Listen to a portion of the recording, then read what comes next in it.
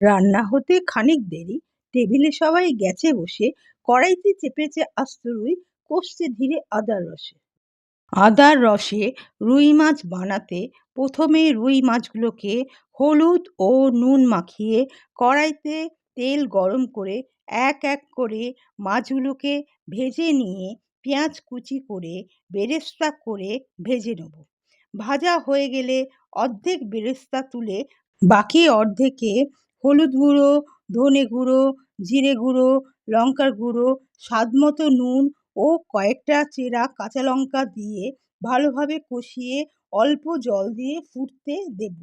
জল কমে আসলে ঝোলে আগে থাকতে ভেজে রাখা মাছগুলো দিয়ে 2 চামচ মতো আদার রস দিয়ে অল্প আঁচে ঢাকনা চাপা দিয়ে আবারও ফুটিয়ে ভেজে রাখা বেরেস্তা ও লেবু পাতা দিয়ে শেষে ধনেপাতা ছড়িয়ে পরিবেশন করুন আদার রসে রুই মাছ। মাছের এই অভিনব পদ্ধতিতে একবার বানিয়ে দেখতে পারেন, আশা করি নিরাশ হবেন না।